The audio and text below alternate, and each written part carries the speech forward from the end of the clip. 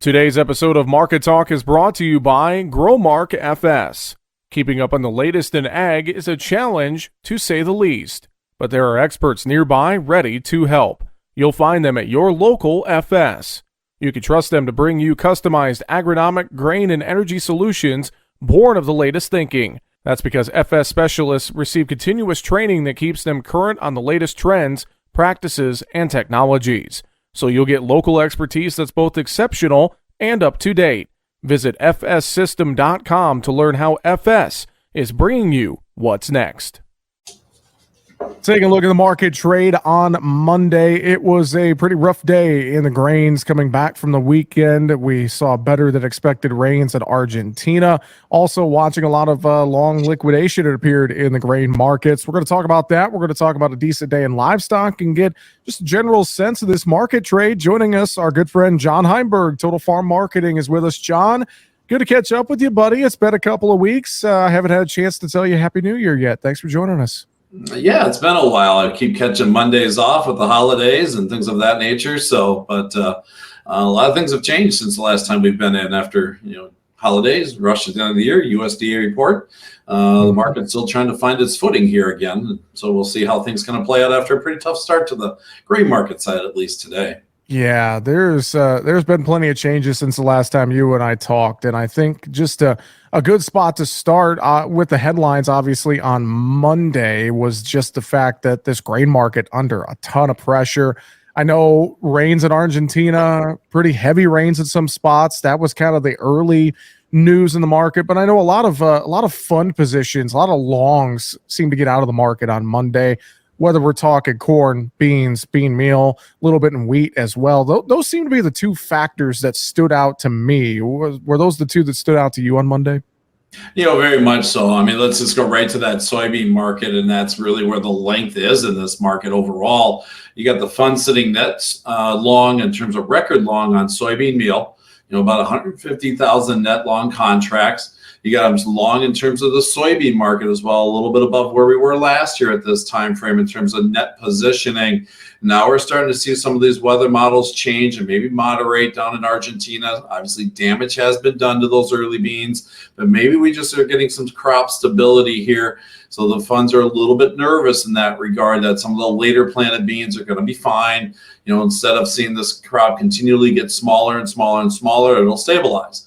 So that got some money moving to the sidelines. It started late last week when those models first started changing. And then obviously with the weekend rains and the outlook and going in the near term, we continue to see some follow through selling on the overnight session. Now with that, we're back to the bottom of trading ranges or the bottom of the channels or what other terms you want to talk about. There's some decent support here, but I'm a little concerned, especially on some of these soybean contracts. Where could we be going? I've been talking a lot about the July contract. I just don't like the fact when you look at it technically, we put that high in right before the end of the year. We had that rally to this most recent high, failed to take out the previous high, and now we're in a bit of a downsloping chart. That's a sign of that maybe some of that buying momentum in that July bean contract is disappearing. And usually when you get those types of rollovers or some profit taking coming, maybe this is it here. It's still fearful that we got a little ways to go, but at least in the short term, it feels like the money wants to at least check off in that position, move to the sidelines in the bean market. Well, and I think this could apply to maybe all the grains, but especially in beans. You look at those old crop contracts still holding decent levels, although they're a part of that downtrend. But then you mentioned it. You look July, you look at some of the new crop contracts, and I've been hearing more chatter from folks, just a lot of concern, a lot of nervousness about what could happen here with some of these new crop contracts. So in light of that, do we put in some floors? Do we lock in some different option strategies here to try and protect the downside risk here, especially new crop soybeans right now, John? That's concerning. And obviously, we've been talking about that for quite a while now, too, about protecting value. And unfortunately, we always kind of wake up after the value disappears to a certain point. There is still room to go in terms of these markets. Now, put options are expensive. That's still the hard part, trying to get out into November. But don't forget about those short date options. Maybe take a look at the July short date option. If you get a put bought in here, you can turn that into a hedge in November at expiration if the market is significantly lower. I've also just talked to some guys too, just given the value of the old crop versus new, maybe we use the July positions on the old crop, just to kind of protect value in the longer term too as well. I'm looking at gaps on the chart. Again, I'm really kind of focused on July, and there's a gap at the 1275 area, from back in this, when we put our fall low in, or last spring's low, excuse me. That could be a target zone that we go back and take a look at, and that's $1.20 below today's close. So there's still some volatility that could come to us here. Now, the other side of that weather equation that maybe we're not focusing on, other than Argentina, is the fact that central Brazil is starting to dry out. And if that gets those combines rolling, they are behind pace right now. It's allowed us a little bit more export demand because some of the beans weren't getting the ports. But if they get moving down there, the Brazilian farmer is undersold compared to where they could be at this time frame. Last week I saw numbers are about 41% sold versus about 54% sold on this crop coming to the bin. Now that's going to put some more pressure on this front end of the market as well. So that's the other side of this forecast we have to watch, is what's going to be happening in Brazil. And if those combines start getting those early beans in, that premium we're holding over them is going to be in jeopardy. Well, I'm thinking of the export front too with soybeans. I know we got a soybean sale Monday morning to unknown. China out of the market, though, for the most part this week with their New Year holiday. So I wonder, we get China back from the New Year holiday, if there's any COVID issues still over there, which we assume there will be. What does that export picture look like with those Brazilian beans coming more online? I think that's going to be an interesting market dynamic here in the next week to 14 days or so, John. Yeah, I think that'll be a key component. That sale we got announced this morning likely occurred last week when we had, some decent price strength in the market. So I'm, again, kind of watching that one to the sidelines a little, but there's still some end users out there that are going to be looking for beans. And with the move the USDA did for both corn and beans, may have triggered some of that end user buying a little bit to say, hey, I better get some stuff covered because the U.S. supply got smaller, and when everybody was anticipating it getting a little bit bigger. Still though, in the longer scheme of things, again, it's just going to come down to the, where those beans go. Do some of these late sales come in, get canceled? Right now, soybean exports look good. We are still tight at 200 million bushels. We still have a very good domestic market. So it's not all doom and gloom here in the bean market, but it's a point that, again, you just need to make sure you're cautious with. I looked at crush margins today off the March contract, taking a big punch today, but there's still $1.95 a bushel. So there's still some value there. And then we got these crush plants coming online. I know the Shell Rock, Iowa plant came online just recently. That's 40 million bushels a year of crush capacity. You do the math real simply at 50 bushels to the acre, that's 800,000 acres. So that's a good demand base that's building in some of these regions. And, that's still going to be a question going forward, is does the crush capacity kind of do to beans what ethanol did to corn, which is kind of move that floor up, give us some decent support. Last year or $11 might be a floor. This year it might be 12 because of the domestic demand.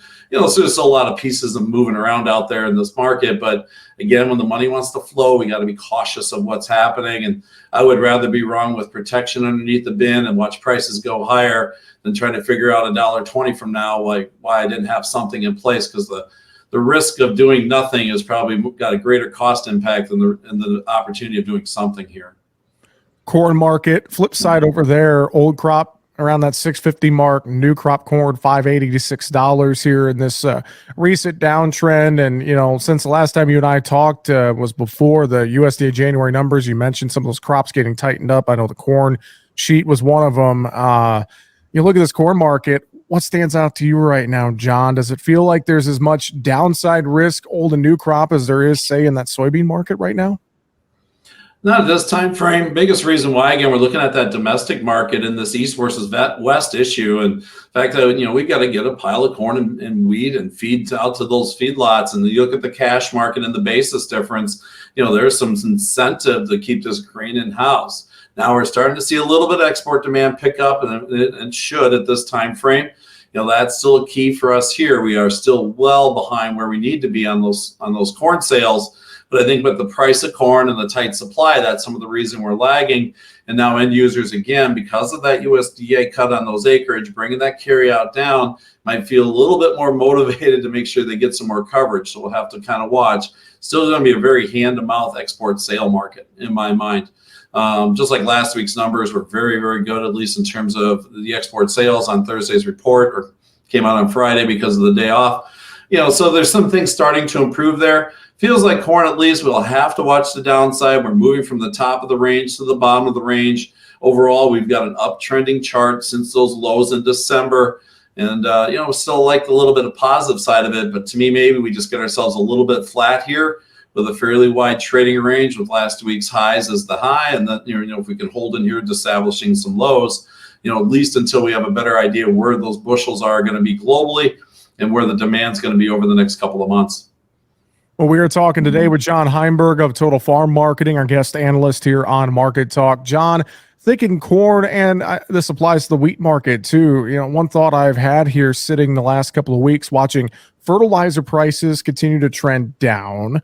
We look at corn and wheat prices, though, in their downtrends. We have better precipitation in the southern plains and in wheat country. But I think about that upcoming acreage battle. I wonder how much maybe fertilizer prices are playing into what we're seeing in the grain markets, and just, especially, could some of these things still pencil out? That's kind of the biggest thing I'm thinking about is, what does that bottom line look like for new crop here as we get into the spring planting window, John? And I think that's some of the supporting factor that keeps things in this window here. And again, I feel like we got a corn market that's going to probably get itself a little bit more sideways here. On the old crop side, cash market coming into play. New crop side, we got to have some acres in. I talk about that weather model in terms of South America. The only wrinkle to that is, and again, this is way out there in terms of foresight, but if South America does shift to an El Nino type pattern, or we globally switch to an El Nino type pattern, that does keep northern and central Brazil a little bit drier. That's going to allow them to harvest the beans quickly, get the second crop corn planted. But how's that going to finish out if the trend does turn drier? And the globe is counting on that corn crop. So there's some things like that we just have to keep an eye on. Again, those are multi-month out plays. And with the corn supply where it is, with the global or the domestic demand where it is, if we see some global demand kick in a little bit here, and I know this market's waiting for China to step in, that's the piece we're still missing. A corn sale to Mexico does not excite the market. Okay, we expect those. Corn sale to Colombia does not excite the market. Again, we need to see China step in and say, we need to buy some U.S. corn. And I think the market will respond very, very quickly to that. But at least this time frame, it feels like I said, we got a little bit of move, maybe getting ourselves sideways. Obviously watching the global dynamics of things with a sideways fashion, with the fear of possibly breaking lower here, over the time frame, especially if that soybean market does fall apart with the South American harvest.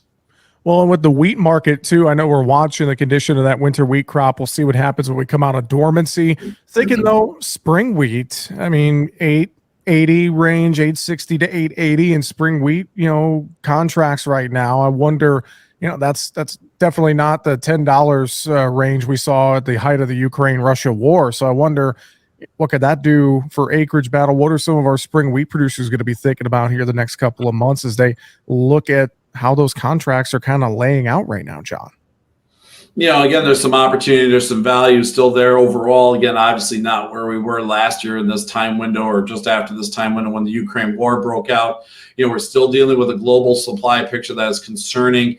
Still watching the global prices. Obviously, Russia continues to be the driver with their supply of wheat and their ability to just kind of underprice the market to move it.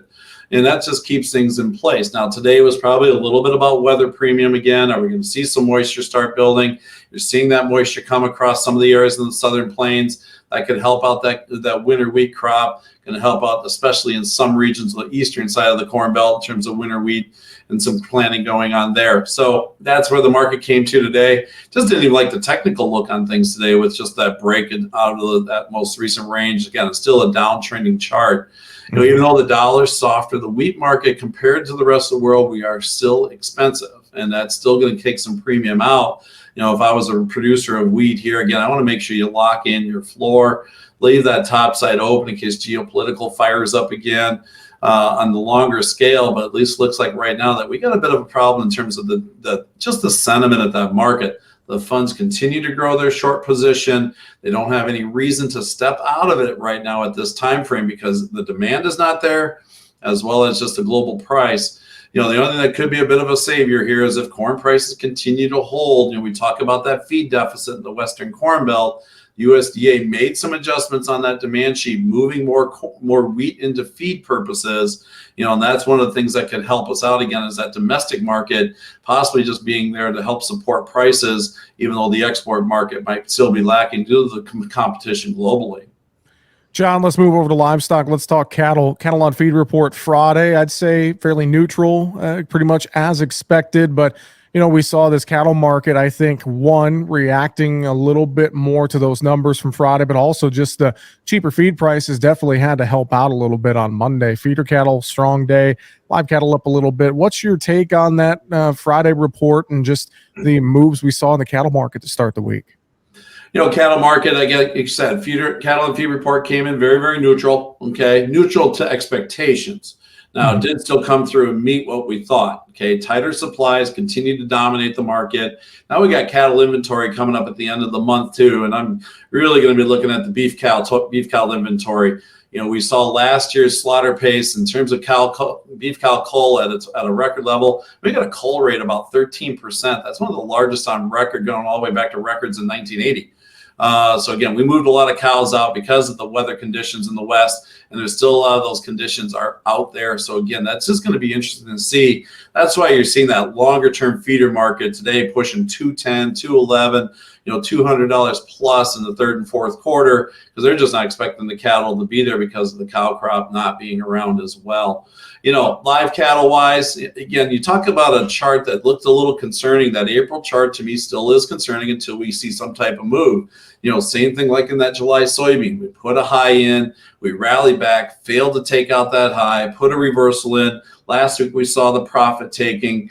Now we saw cash trade kind of dwindle a little bit this last week as we're maybe dealing with a little bit of backlog of cattle with the end of the year weather.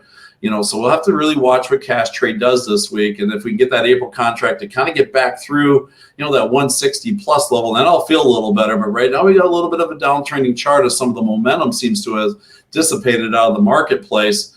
And even today it was a two-sided trade for a while on that live cattle market. It just didn't come flying out of the gate. So that's got me a little concerned here that, hey, maybe we're at a window where this market just wants to flatten out for a little bit.